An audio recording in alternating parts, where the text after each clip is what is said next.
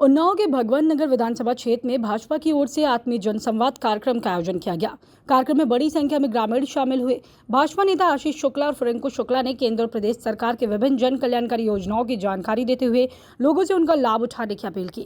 जनसंवाद के दौरान आशीष शुक्ला ने समाजवादी पार्टी और कांग्रेस पर निशाना साधते हुए कई राजनीतिक मुद्दों पर अपनी बात रखी। उन्होंने स्वामी प्रसाद मौर्य की टिप्पणियों की आलोचना की, सनातन धर्म के सम्मान की बात कही, साथ ही विकसित भारत के निर्माण में सभी से सहभागिता की अपील की। कार्यक्रम के दौरान भाजपा कार्यकर्ता और बड़ी संख्या में स्थानीय लोग मौजूद रहे। देखिए, इस समय विपक्ष पीडीए के नाम पर प्रदेश की जनता को भ्रमित कर रहा है। विपक्ष कभी राम मंदिर में जो चढ़ावा चोरी हुआ उसके नाम पे सनातन का अपमान करने की कोशिश कर रहा है। आपने भी देखा, पप्पू यादव सांसद ने एक साधु का वेश रख के संसद परिसर में कैसे वो एक दान पात्र लेके बैठे हैं। उसमें राहुल गांधी और प्रियंका गांधी दान के नाम पर जो भी रुपए डाल रहे हैं और बाद में उसमें साधु रूपी पप्पू यादव रुपए को चुराते हैं, तो वो पूरे सनातन को अपमानित कर रहे हैं, पूरे साधु संतों का अपमान कर रहे हैं। क्या ये सही है? अगर उन्हें ऐसा कोई ड्रामा करना ही था तो अपना कुर्ता पजामा पहन कर करते खादी का खद्दर का। उनको साधु वेश में करने की क्या जरूरत थी? चढ़ावा चोरी हुआ है मंदिर से अगर, तो उसमें भाजपा का क्या दोष या सनातन का क्या दोष या किसी भी साधु संत का क्या दोष? भाई, मंदिर अगर किसी ने बनवाया और उसके व्यवस्थापक में या उसके पुजारी या कोई और कार्यकर्ता उसमें कोई चोरी करता है तो उसमें मंदिर बनाने वाले का क्या दोष? मंदिर तो बना है भारतवर्ष की प्रत्येक जनता के सहयोग से, भारतवर्ष के प्रत्येक हिंदू के स्वाभिमान के द्वारा, बलिदान के द्वारा, कोर्ट के द्वारा, भारतीय जनता पार्टी के अथक प्रयासों द्वारा तब मंदिर बना है। अब उसमें चढ़ावा चोरी हो गया, क्या पूरे साधु सन्यासी चोर हो गए? क्या पूरा सनातन कलंकित हो गया? आज आपने विधानसभा भगवंत नगर में जी विधायकी का बिगुल बजाया।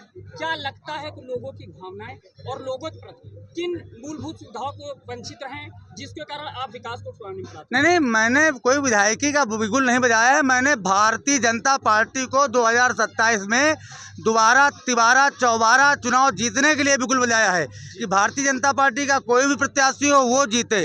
भारतीय जनता पार्टी जीतेगी, जो इकलौती राष्ट्रवादी पार्टी है, जो देश हित में काम करती है, राष्ट्र के लोगों के लिए काम करती है।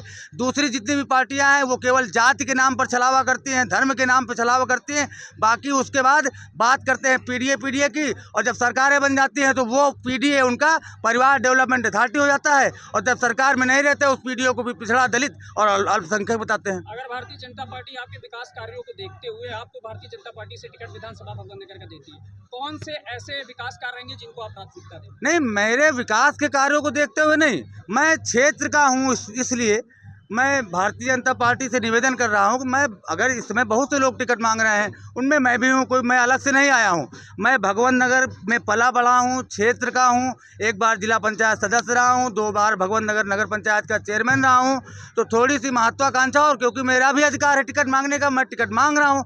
और भारतीय जनता पार्टी का सीरियस नेता जिसको भी चुनाव लड़ाएगा हम सब उसको चुनाव जिताएंगे, इसमें कौन सी बात है। उन्नाव के फतेहपुर 84 थाना क्षेत्र के सैता गांव में जमीन विवाद को लेकर मारपीट का मामला सामने आया है।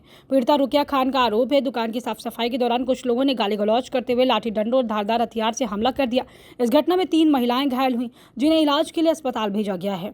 इसके साथ ही रुकैया खान ने आरोप लगाया है कि विवाद के दौरान उनका पर्स भी छीन लिया गया, जिसमें करीब 50,000 रुपए थे।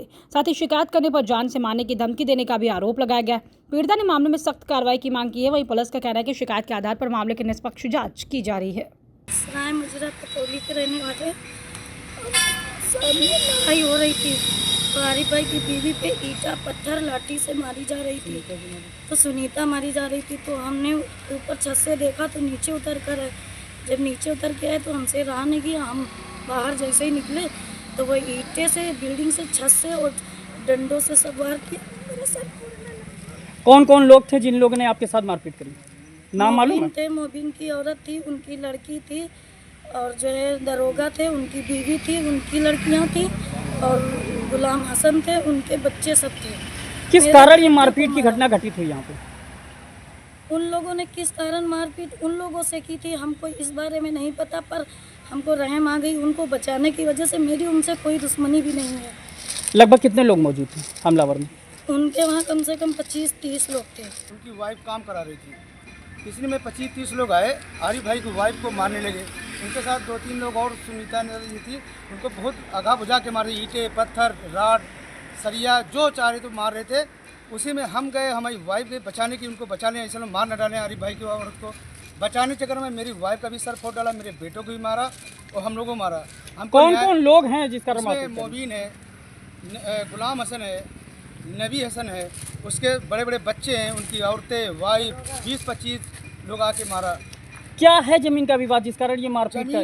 जमीन आरिफ भाई मुकदमा जीत के जमीन आरिफ भाई की है और वो लोग फर्जी में पता नहीं, जब वो कोई साफ सफाई करते हैं, एक मैंने 2-3 बार उनको मार चुके हैं। उनकी एक बार बहन को मारा, 2-3 बहनों को मारा, बहनों को मारा, 3-4 बार वो लोग मार चुके हैं। उसमें कोई न्याय नहीं मिलता। आप लोग के ऊपर गंभीर धाराओं में मुकदमा भी पंजीकृत हुआ है, क्या है ये ये मामला? गलत है सर। बताओ, हम लोग गरीब आदमी हैं, हम ही लोग मारे जाएं, बचाने जाएं, विवाद ना हो, बचाने गए सर हम ही लोगों को मारा जाए, ये तो गलत है। ये न्याय नहीं, हम तो मुख्यमंत्री जी से चाहते हैं कि न्याय होना चाहिए। बताओ, हम लोग बताओ गरीब आदमी हैं, कमाने खाने वाले भी हैं, हमारे लोग मारे जाए, बचाने वाले भी मुकदमा लिखे। हम तो बचाने लगभग के आरिफ जी का कब से इसमें कब्जा था? आरिफ जी का बहुत दिन से कब्जा है सर। उन्हीं की थी। हाँ, उन्हीं की थी, उन्होंने मुकदमा जीता, कोर्ट से आदेश हुआ, उनकी ज़मीन, उनका कब्जा आज भी है। प्रशासन से किस प्रकार की कार्रवाई की मांग करेंगे? हम तो चाहते हैं जांच प्रशासन से, जो जांच हो कार्रवाई करें, निष्पक्ष जांच। निष्पक्ष जांच होना चाहिए, किसी को गलत फंसाना नहीं चाहिए। उन्नाव के सफीपुर विधानसभा क्षेत्र के तकियादाना इलाके के ग्राम पतौली में जमीन और निर्माण कार्य को लेकर विवाद ने हिंसक रूप ले लिया। पीड़िता सुनीता पासी ने पुलिस अधीक्षक से मिलकर आरोपियों के खिलाफ कड़ी कार्रवाई की मांग की है। पीड़िता का आरोप है मोबिन उसके साथियों ने लाठी डंडों धारदार हथियारों से हमला किया, जिसमें 3 महिलाएं गंभीर रूप से घायल हुई। सुनीता का कहना है इस जमीन पर कोर्ट से फैसला उनके पक्ष में आ चुका है। वर्ष 2024 में पुलिस ने उन्हें कब्जा दिलाया था। पीड़ित पक्ष का दावा है घटना का वीडियो भी उनके पास मौजूद है। फिलहाल मामले को लेकर पुलिस की कार्यशैली पर भी सवाल उठ रहे हैं और पीड़िता न्याय की मांग कर रही है। ग्राम सभा पतौली का है मामला और सिराएँ है, मजरा सिराएँ है। यहाँ पे मैं अपनी नानी के वहाँ जा रही थी स्कूटी से। मेरी नानी का घर नासिरपुर में है जहाँ मैं रहती थी। अभी हमने 2 साल से घर बनाया है झिगनिया में, जो मजरा संहिता में लगता है। यहाँ ये हमारी पड़ोसी हैं, ये हमारे पड़ोस में रहते हैं। इनका घर, हमारा घर पड़ोस में है।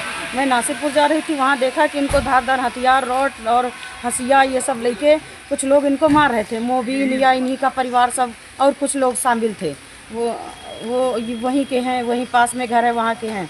वो सब इनको मार रहे थे। हमने देखा कि ये अकेली महिला को मार रहे हैं, तो हमने स्कूटी रोकी, इनको बचाने गए। हम बचाने गए तो हमको भी मारा। हमारे हंसिया मार दिया सर में, या रॉड मारी लोहे की, क्या मारा, और यहाँ रॉडों से मारा है। यहाँ बहुत हमारे शरीर पे निशान है, सब खून जमा हुआ है।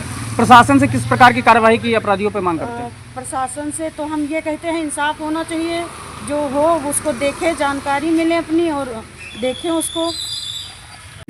ना इस वजह से पहुँचा, हमारी भौजाई ने हमें बुलाया, हम उनकी नंद है जी, अपने भाई की बहन है, तो हमें बुलाया तो कह लगे कि आओ हम देखें, दोनों नंद भौजा करें।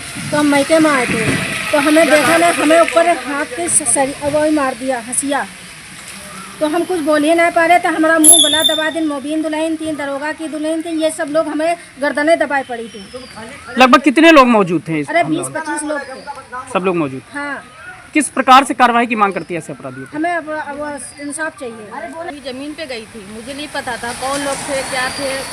हमने 20 साल पहले हमने वो ज़मीन खरीदी थी। उस ज़मीन के कभी हम लोग आते जाते नहीं, क्योंकि हम हमेशा बाहर रहते हैं, यहाँ नहीं रहते हैं। हमारे भाई का इंतकाल हुआ था, इसलिए हम लोग वापस आए थे यहाँ पे।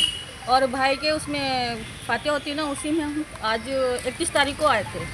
उसके बाद में हम दुकान पे गए तो बहुत सारा जंगल था। तो इंसान ये कहता है ना कि जंगल है, चलो आए हैं तो साफ़ सफाई करवा देते हैं। तो हम वही तो लेबरों को मंगवाया, साफ़ सफाई करने लगे। उतने में जो है साफ़ सफाई करते वक्त जंगल ज़्यादा गहरा था, तो उसमें सांप निकला।